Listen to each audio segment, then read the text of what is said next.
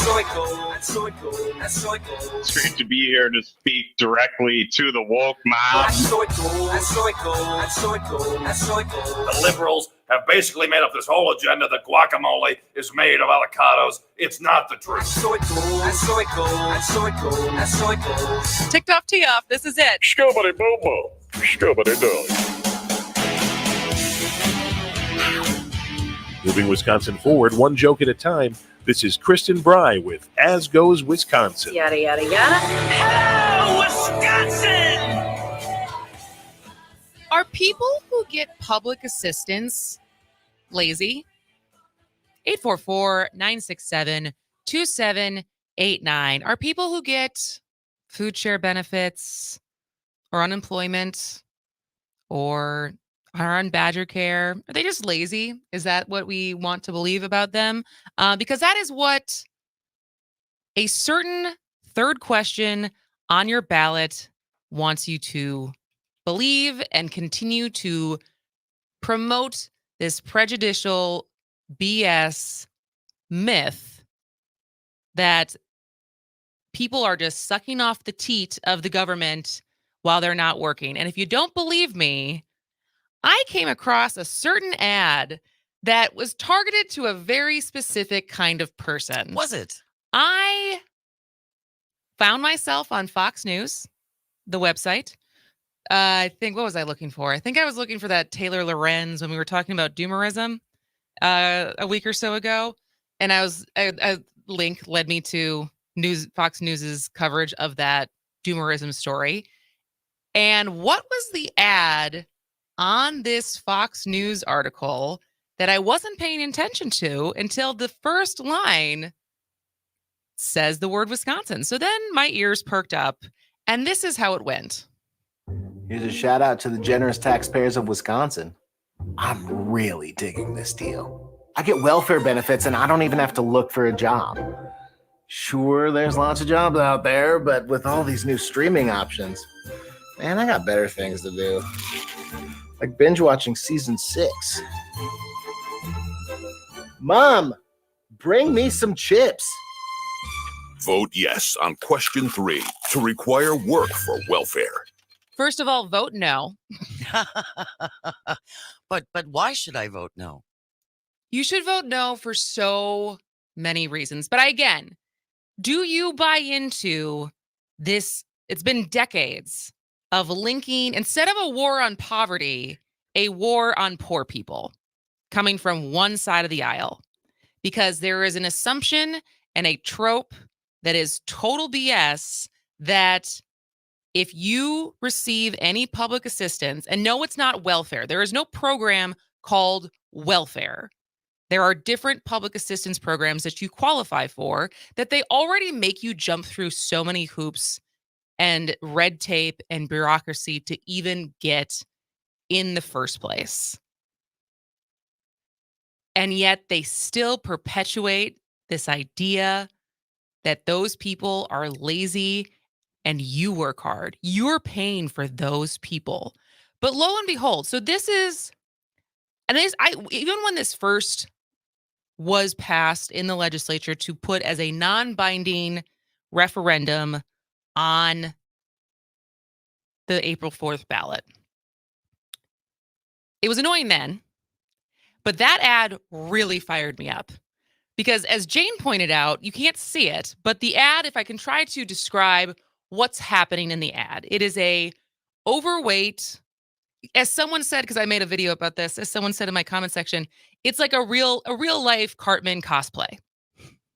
Cartman obviously being from South Park. Gotcha. It is an overweight white guy who's sitting with his in his bathrobe with food crumbs all over him.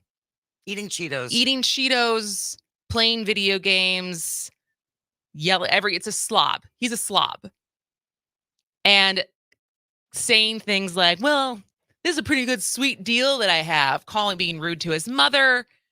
And you made the point, Jane, actually, that you're surprised that this group, Keep Wisconsin Working, which you can find at keepwisconsinworking.com, had decided at least they used a white actor. I was shocked. I mean, that was one of the things in that ad that shocked me the most because that goes so against their typical tactics. But they did use a fat actor, True, which that's another stereotype. true.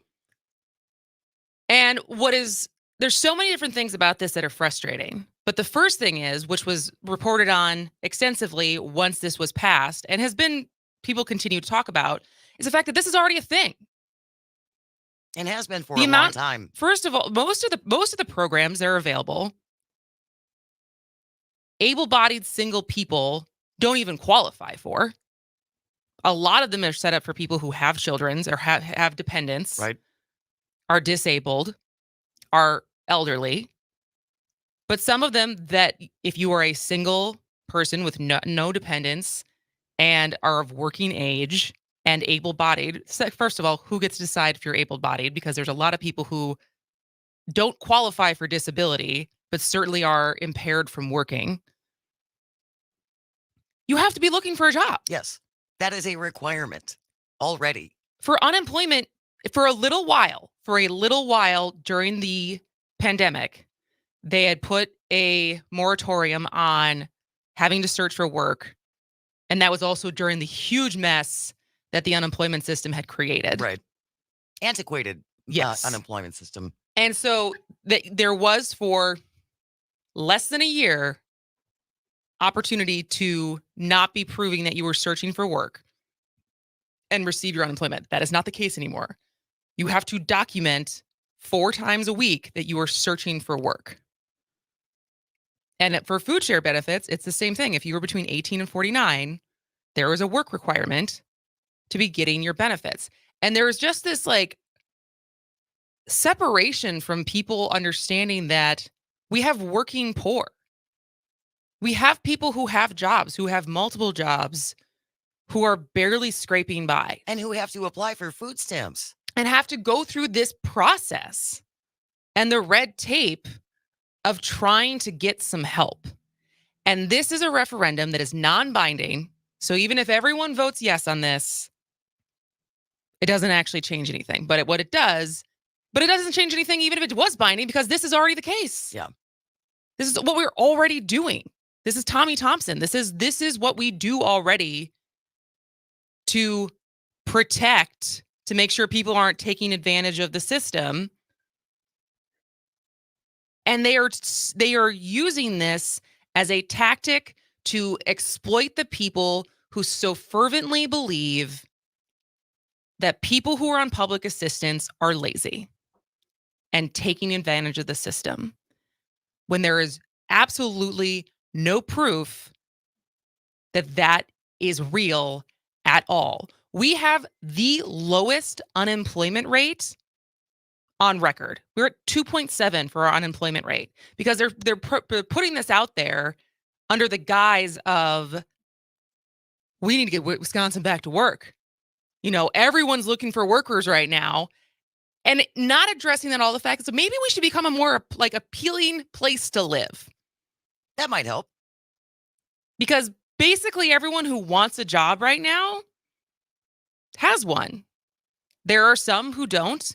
And some of that also is a more nuanced situation as far as how many different companies have now rely on like AI and bots and computers to be sifting through. So they're missing resumes. So there's a huge train boats through the night passing each other as far as people applying for jobs and their resume never getting picked out because they didn't use the right search key terms that are being found by the resume like bots that are looking for those stuff. So there's technical problems with job applications.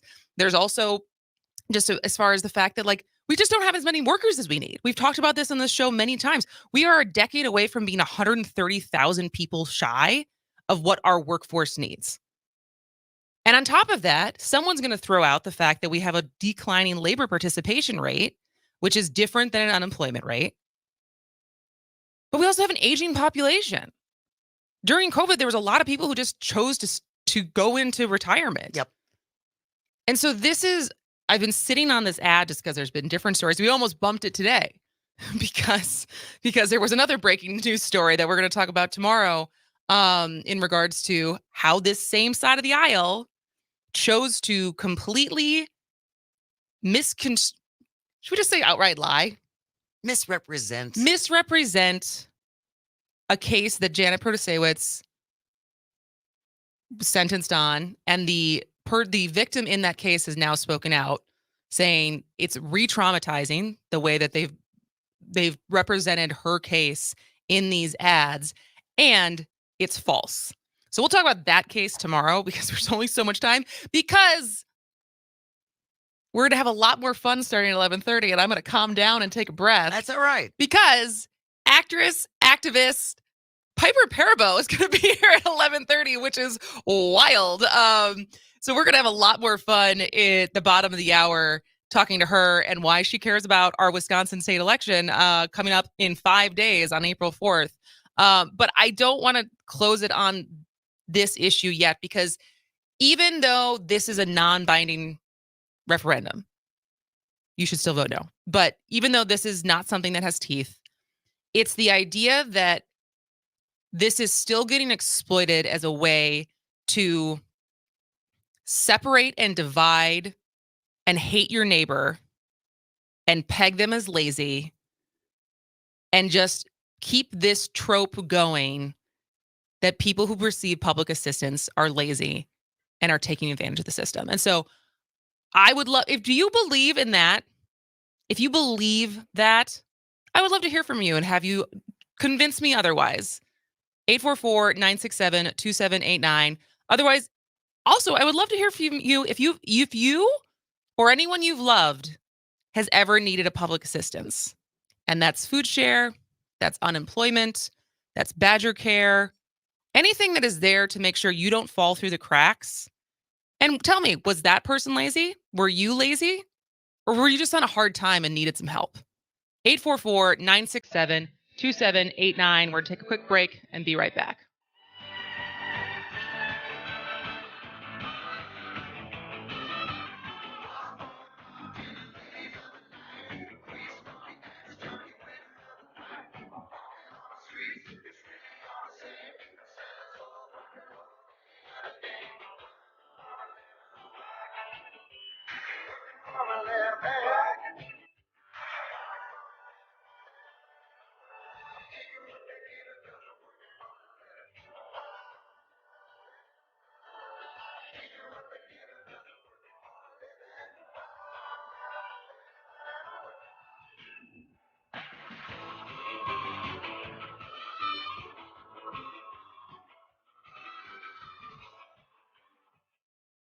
You are never far away from your favorite radio station. We're always streaming on TuneIn and the Civic Media app. And if you missed your favorite show or game, listen to a podcast of it anytime on the app or our website, civicmedia.us.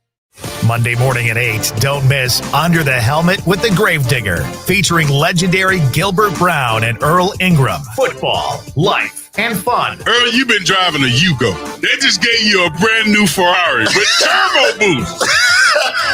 So enjoy it, brother. Under the Helmet with the Gravedigger, Gilbert Brown and Earl Ingram. Monday morning at 8 on the Shaw, 540 AM and 101.1 FM WAUK. I'm Pat Kreitlow from Up North News. On an earlier edition, we talked to 3 women, med students, about whether they're going to stay in Wisconsin to practice medicine. All this Roe v. Wade stuff, and now OBGYN's hands are so tied. I don't want to go through 12 years of training to have some person that didn't do training tell me how to do my job. It is not a binary choice, you're for or against abortion. It is a healthcare decision. We all have those stories, and people want to hear them. Don't miss the real stories here on Up North News. Weather brought to you by FreshFin, bringing you a fresh and healthy fast casual experience. Seafood, chicken, pork, or tofu. The bowl options at FreshFin are endless. Check them out at the corners of Brookfield, Bayshore Mall, East Side, and 3rd Ward, or online at freshfin.com. Here's your updated forecast on the Shaw. Chance for scattered rain showers this afternoon. Otherwise, cloudy skies expected. Highs level off around 44. Winds out of the southeast, 8 to 15 miles an hour. Overcast again tonight. Scattered thunderstorms likely. Lows level off around 37. Scattered thunderstorms again tomorrow. High of 62. About an inch of snow Saturday. For Civic Media, I'm meteorologist Derek Height. Currently, it's 30 degrees. A progressive voice from Beaver Dam to Kenosha. WAUK 540 AM. Always streaming at WAUKradio.com.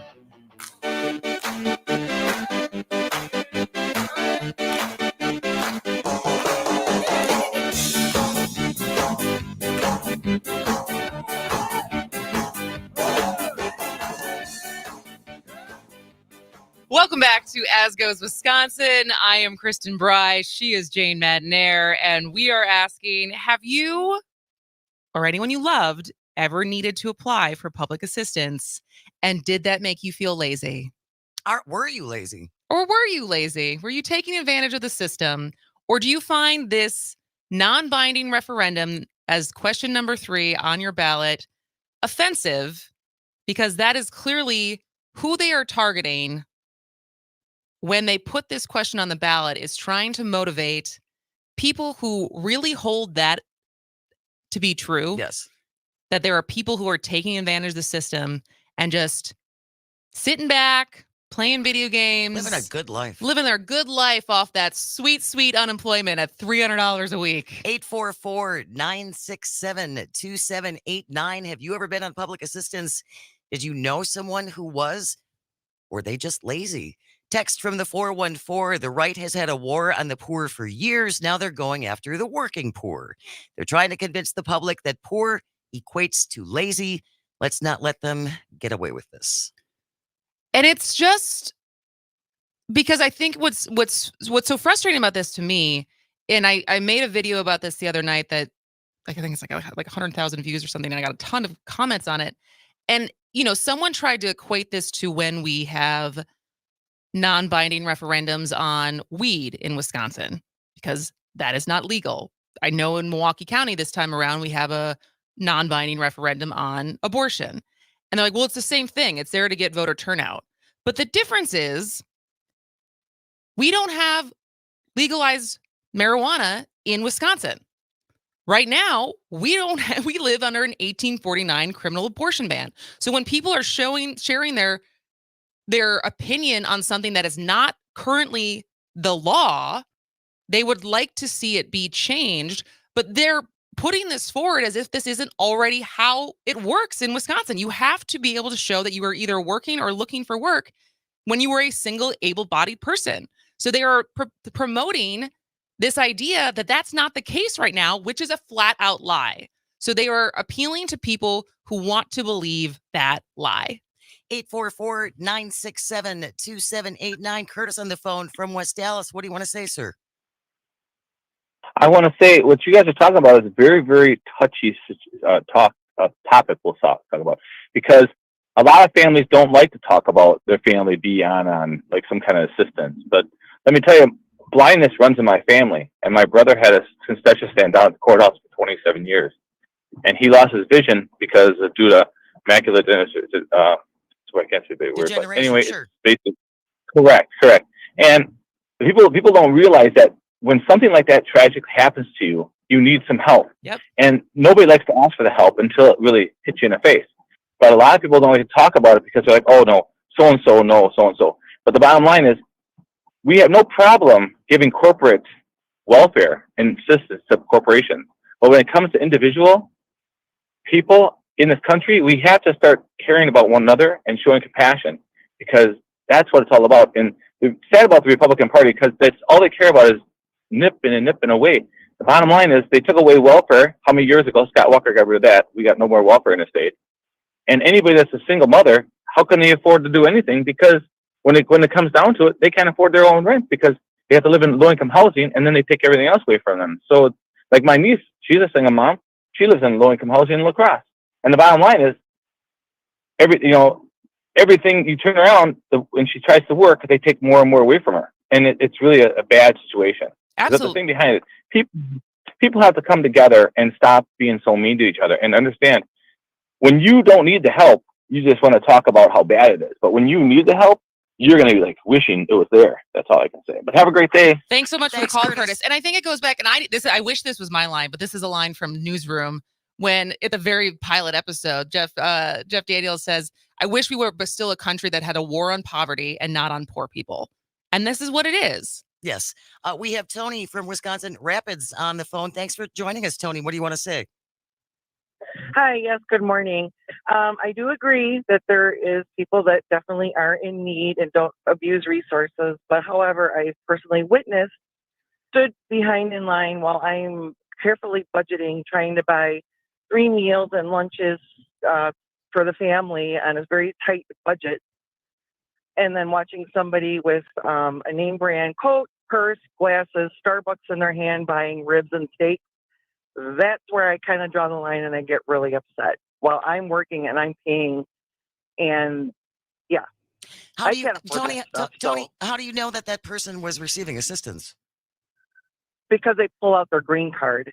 And I also see on Facebook and other social media, well, while some people will sit there and say, I got green, you can get 100 for 50. They're making money. They're not even using it. They're selling $100 worth of food stamps for $50 cash.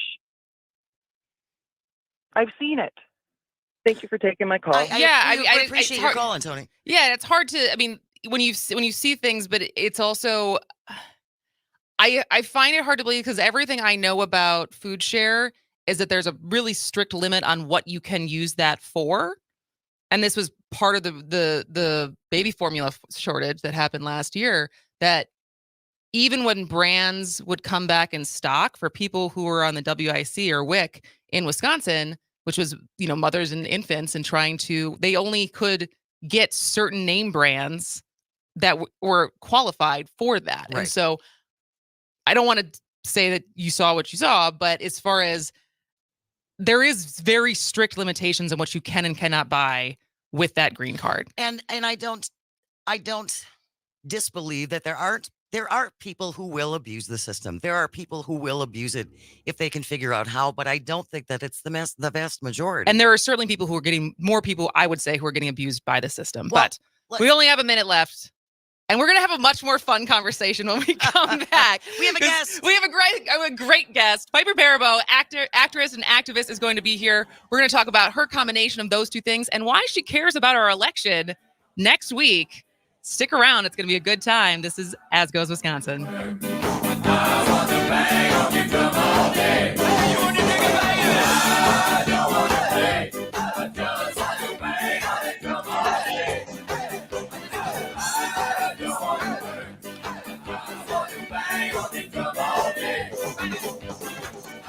WAUK 540 AM. Hello. Hello, me? Hello, you. How are you? Hi. Hi. How are you? Is this Kristen? I can't see anybody. This is Kristen. Can I you know. see me? We have the thing up. Yes, so we have commercial break. the commercial your break. font. But you'll see me once we get back. Okay. So welcome to my rant. Thanks. No, it was so interesting. I didn't know that there were ballot measures happening, and I'm like so into talking about ballot measures because people sometimes get to the polls and then they're like, "What are all these They're questions?" super confusing. Yeah. And Yeah. it's interesting for us because we have two that are actually would be a amendment to our Constitution that have to do with cash bail and the circumstances of letting people out. And people get confused because a lot of times we mostly don't have binding referendums. A lot of times you'll see, like, when people see something, it gets confusing, as is most voting information. Was that what you were talking about with the No. with the public assistance one? It's just like so that's a third question. So it's a non-binding referendum, meaning that even if people vote yes, it won't change the law at all. But it's mostly on there as a tactic to get a certain kind of person who really believes in fired that, up. fired up to Mhm. go vote. But they had this absurd. I came across this absurd ad for it, and I was really fired up about it. They just used every lazy trope you could imagine as far as people taking advantage of Gets me unemployment. so mad. I love that first caller, that guy who called in and he was like, everybody wants to put it down until you need it, and then you realize you can't get it, and we need to start taking care of each other. I was like, listen to this nice guy. This is so Wisconsin. This is why I love Wisconsin. I know. Have you been here before?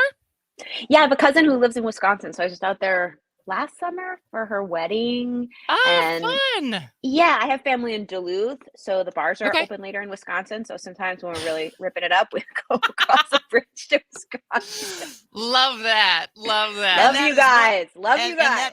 And Piper, that is one scary bridge to cross, man. That Duluth Superior Bridge.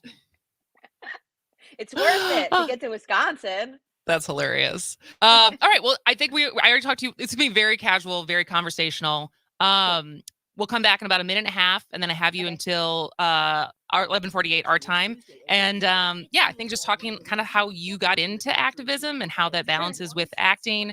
And I probably my favorite scene. I don't know if you saw in the video I posted and I tagged you in. Talk a little bit about Yellowstone and taking a punch from this last season. Yo, right, I almost never lose a fight. It was like very humbling. All right, we're going to be back in just a minute.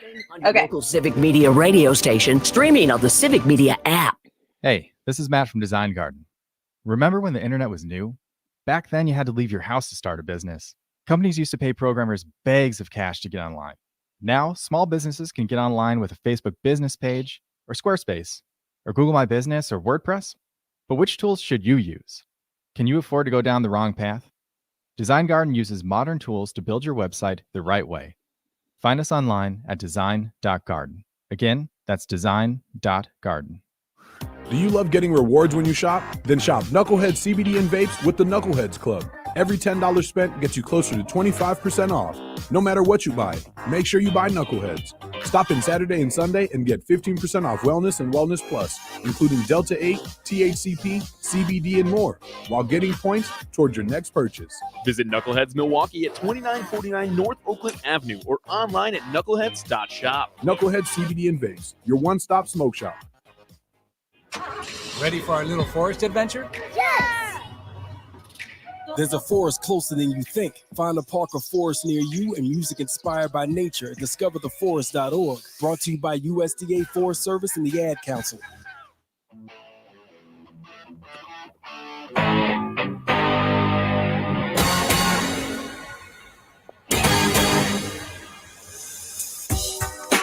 Under a lovely sky, gonna be with you. And no one's gonna be around. You think that you won't fall. Welcome back to As Goes Wisconsin. I am Kristen Bry. She is Jane Matnair, and we are beyond excited for our next guest. She is an actor and an activist, and she's been in movies and TV shows for the last 20 plus years, including the USA show Covert Affairs, for which she was nominated for a Golden Globe Award for Best Actress. And you can currently see her on the hit show Yellowstone, which I enjoyed the last season. And she's here, though, on this little Wisconsin radio show because she cares about this election that we have in 5 days. Yeah, and so and I Piper love Perabo, Wisconsin. welcome Hi. to our show. Hi. And hi, Jane. How are you? Excellent, Piper. We're so excited to have you here. Thanks for So joining us. fun to be here. Thanks for having me. And so, just so you know, I definitely, as I announced yesterday that you were coming on, enough of my girlfriends, I won't say how many, and I won't name them, enough of them gave me some Can't Fight the Moonlight love. So that Coyote Ugly still stands the test of time in the hearts of millennial women. I can confirm that. I was in the gym the other day in like a class in the gym, and the teacher could like DJ the class, like a weird running class, and the teacher started playing Can't Fight the Moonlight, and I was like, Ian. He was like, so corny. That's so funny. fun. Do you still know any of those? Do you still remember any of those dances? I don't know if I remember the dances. I was in I was so terrified. It was the biggest opportunity in my life, and I had to learn so many things at once. And I was just like, just get it and execute it and move on. You know what I mean? There were so many things to learn, like guitar, piano, singing. Adam Garcia is so handsome. All these girls are so beautiful. Like, don't get fired. You know, it's a little terrifying. I bet, because you were 24? 23? I think I was 21 or 22. Oh, wow. That is really young to have that kind of lead, because it was a big movie. I remember at least. I know. It was certainly the target audience. It was very, luckily I didn't know. Innocence is kind of a blessing at that point, because you really don't know like how impossible it is to do this. So you just are kind of like, I don't know, just work as hard as I can and see what happens. Just innocence and the ignorance of, well, why can't I do this? Like, sure. Oh, down to the bar and play the guitar. I guess so. Let's go.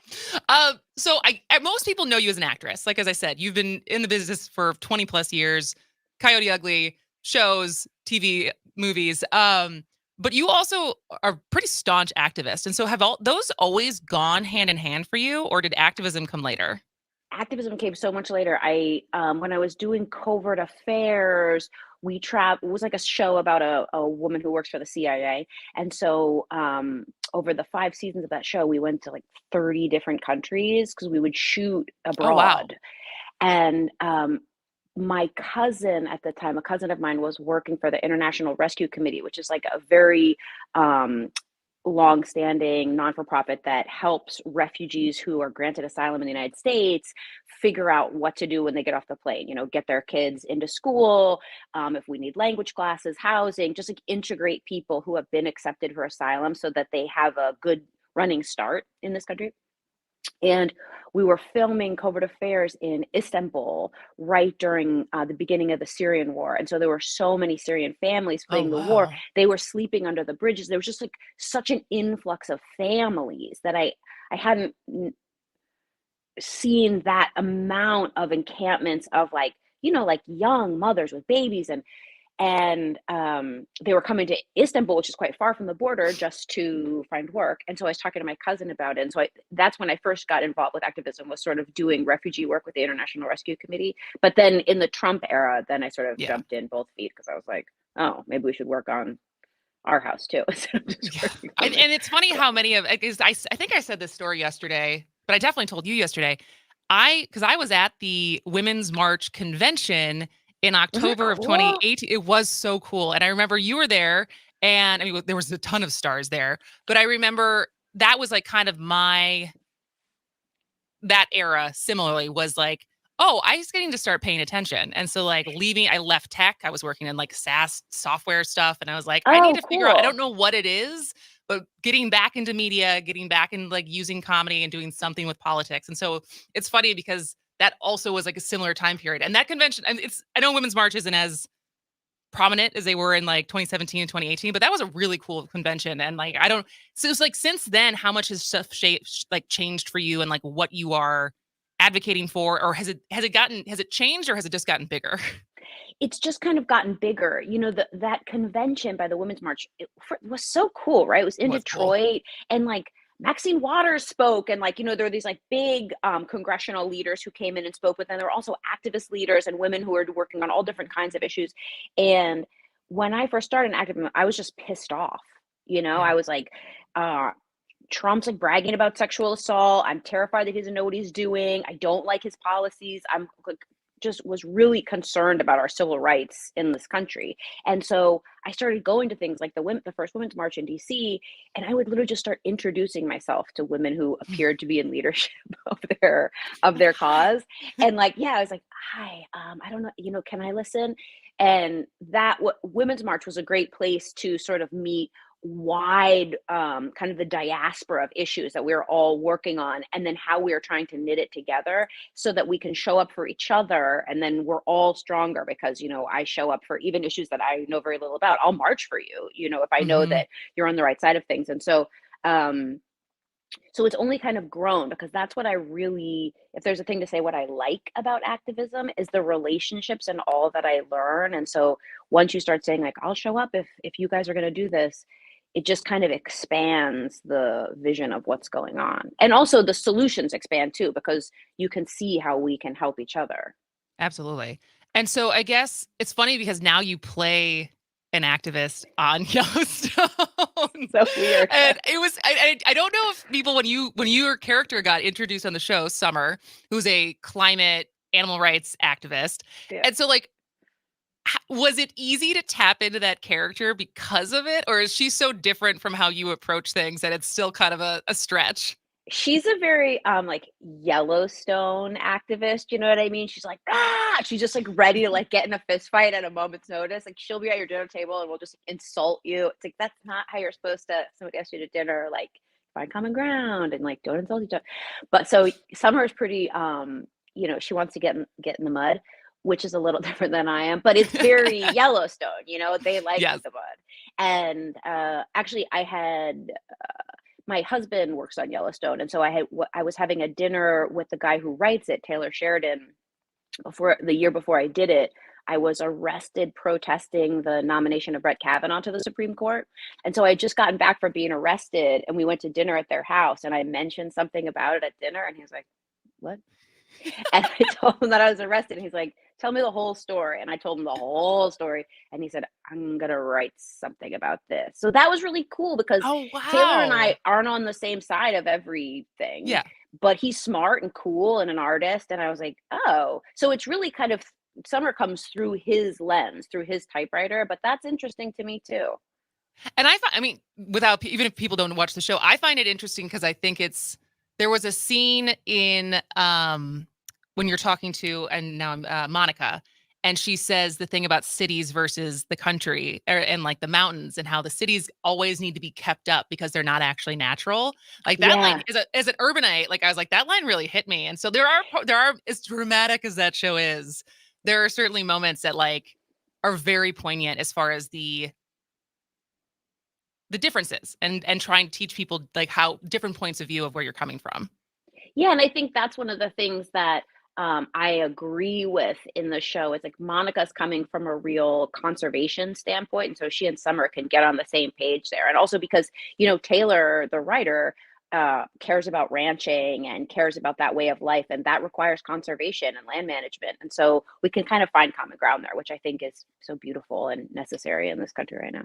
Absolutely. We're talking to actress and activist Piper Perabo, and I guess this is a little weird for us because we are so used to, like, when I started doing As Goes Wisconsin, I knew that I was making this like very niche decision to talk about my home state, a swing state, and like left politics. And the fact that like you're on the show right now is like maybe I did something right that we're getting attention. Maybe it wasn't so niche. Maybe it wasn't so niche that we're getting. Maybe the whole nation is depending on how your Supreme Court race goes, and there's nothing niche about it. Exactly. And so there's a little bit that I was like, oh man, this is wild. And so I guess if you could explain to people, like, we're so inundated here with the ad. I mean, I think it's up to $45 million of what's been spent on this race. And so it's the largest spending for any judicial race in the country, I think. Ever. And like by third now, I think the last most expensive one was $15 million in Illinois. So we've overshot it by like $30 million. Yeah. Wow. And so I guess we're so inundated with it here. Like, how is this bubbled up that someone like, how has this gotten on your radar? And like, why do you care enough to come on this show? I want to answer that question, but I just want to highlight something that you just said about when you decided to make As Goes Wisconsin and it was niche and I think like that's a really important thing to say because I think people have these instincts about what they should do and what they're good at. And especially, if you're like a senior in high school, everybody's asking, what do you want to do? What do you want to do? But we don't keep asking ourselves that as we get older, as we grow up and become adults and are smart and powerful and know ourselves better.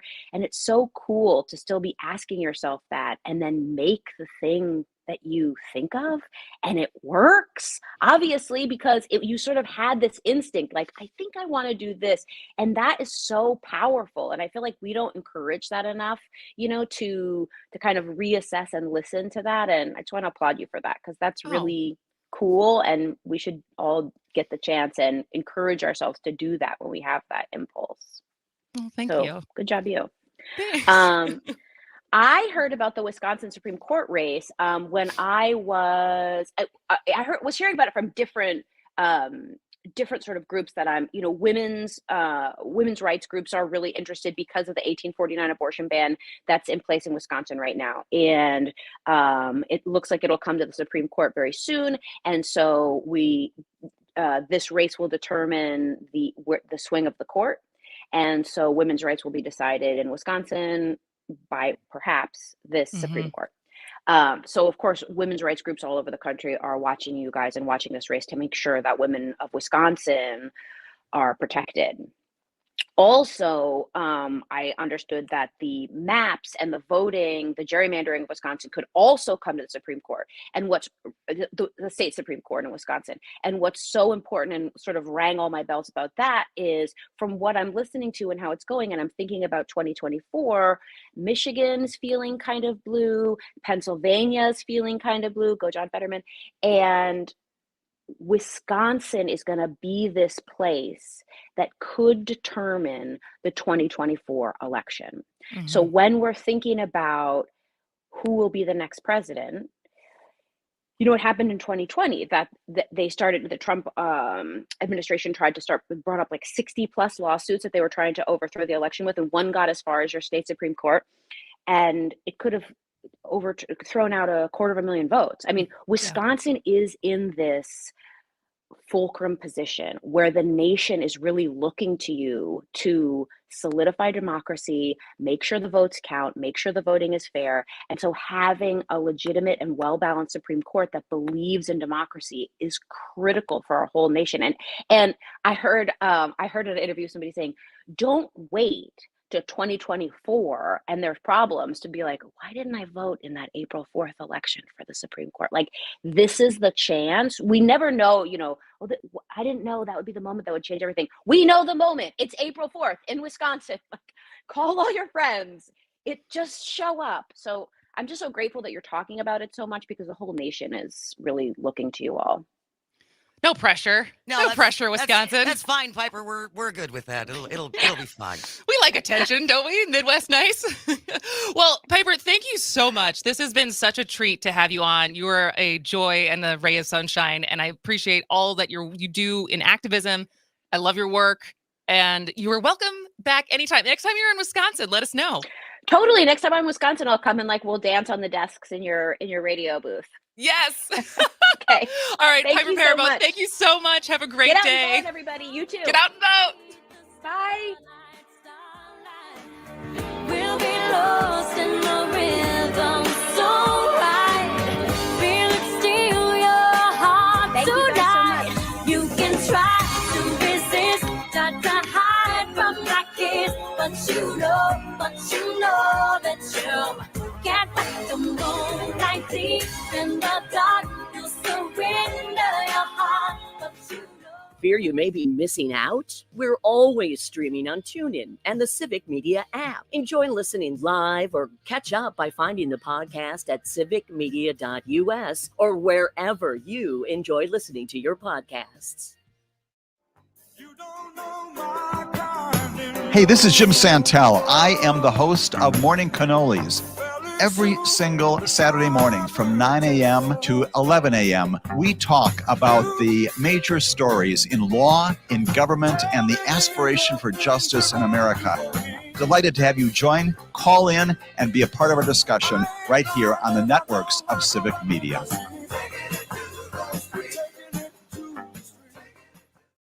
Dueling Tangents with Luke and Brian. I'm really trying hard not to go insane from the mind screw that is this situation with the I was going to say the GAB, but now it's the WEC, which was audited by the LAB, and then it's now screwed up by the GOP. And we're all SOL. Good for us. Congratulations. Look at all those acronyms. Yeah. We're the winners. Tune in for Dueling Tangents every weekday at 2. I'm 54, so it's too late to start saving for retirement, right? Not right. Starting to save even in your 50s can really make a difference. At aceyourretirement.org, in just 3 minutes, you'll get a free personalized retirement plan. That's aceyourretirement.org. A message from AARP and the Ad Council. Here's your updated forecast on the Shaw. Cloudy this afternoon with a chance for scattered rain showers. Daytime highs approaching 44. Winds out of the southeast, 8 to 15 miles an hour. Overcast skies again tonight. Scattered thunderstorms likely. Lows dip down to about 37. Scattered thunderstorms again tomorrow. Highs level off around 62. About an inch of snow Saturday. For Civic Media, I'm meteorologist Derek Height. Currently, it's 30 degrees. A progressive voice from Manitowoc to Janesville. WAUK 540 AM. Always streaming at WAUKradio.com.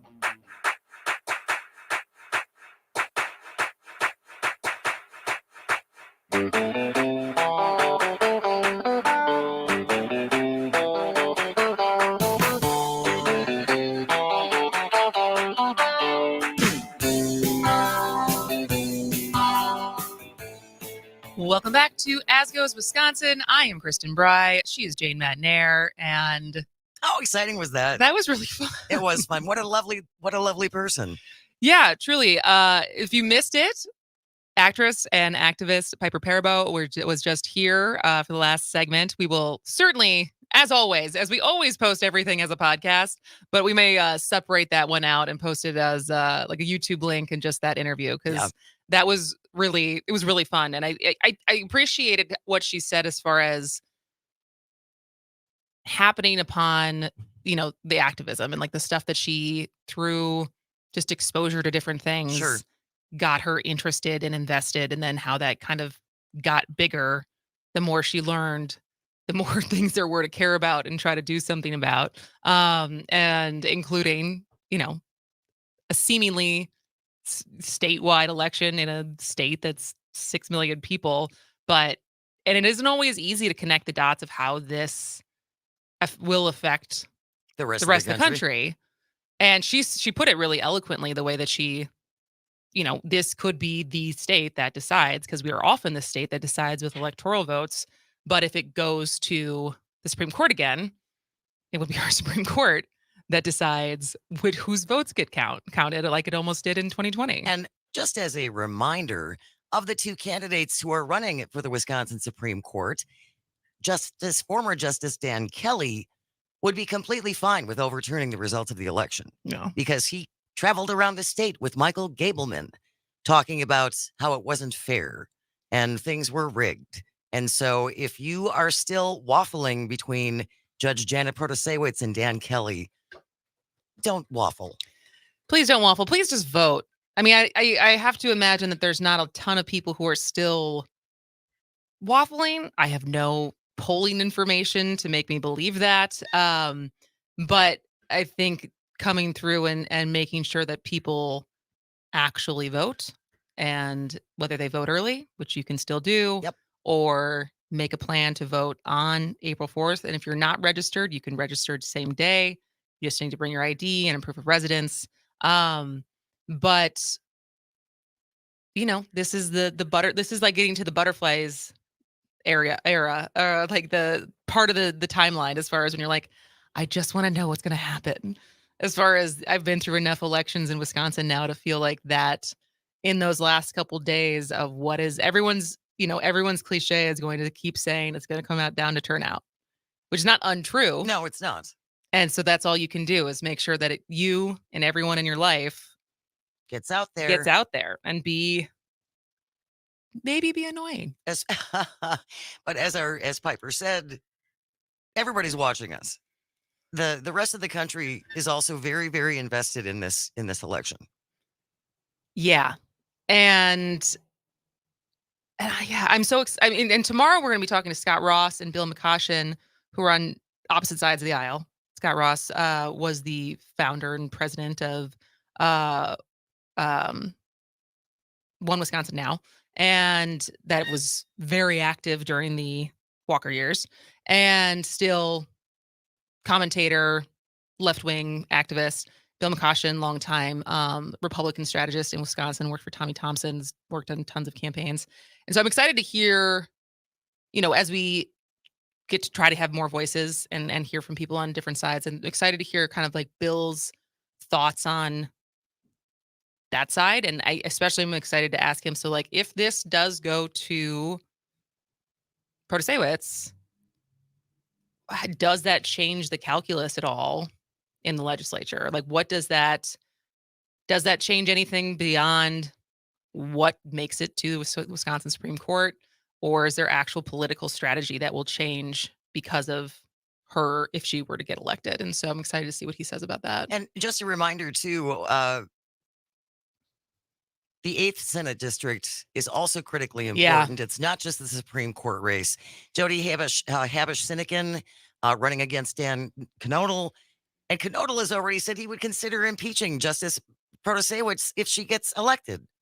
And we didn't really dive. We were going to maybe talk about that with Dan Schaefer when he was here on Tuesday, and we ran out of time. Because it's also one of those stories where it's like, what? I have to imagine it's just a tactic that he thought was going to appeal to the base, who, but it's like, how would you, and in the way the article, at least the one that I read in Milwaukee Journal Sentinel, felt like he was talking about her impeaching her as a circuit court judge, which I guess would mean as if she didn't win, to try to make some kind of case that because of crime and lack of sentencing and all that she somehow didn't uphold the duties of the job. But I don't really understand how you can threaten to impeach someone before they've even been sworn in. I know. And make the case that it's because of a failure to do their job. Yeah. But again, that's just something else to keep in mind. No, I know. That is not a statewide race, unfortunately. But for people in the 8th Senate District, this is critically important. Also, to keep a supermajority out of the Republicans' hands. Yes, because then they will override everything that Governor Evers vetoes, and we're going to have permitless concealed carry. Well, they can't override the veto because the assembly doesn't have a supermajority. Oh, you're right. It's they can impeach people. Him. Yeah. And so they can impeach different positions, Which but is not which good is still either. a bad thing. I'm not saying it's still a bad thing for them to get it 2/3, but that was the big thing in the fall with both. They needed to have a 2/3 majority in both the assembly and the Senate to override the veto. They did not. I think they're 2 seats away from in the assembly. So again, it's very, very narrow. And they got it before Alberta Darling had stepped down. And then once she stepped down, the glimmer of hope that potentially we could, the Democrats could win that seat and keep them from having a Senate supermajority was case. But which goes back to the point that this is a 50-50 state, and yet they have the Republicans have a supermajority. Yeah. I don't care how populous. This isn't Chicago, where Chicago is the Chicago area. Like the greater metropolitan area of Chicago is like 9 million people, and there's 12 million people in Illinois. Wisconsin, like Milwaukee and Dane County are not that big.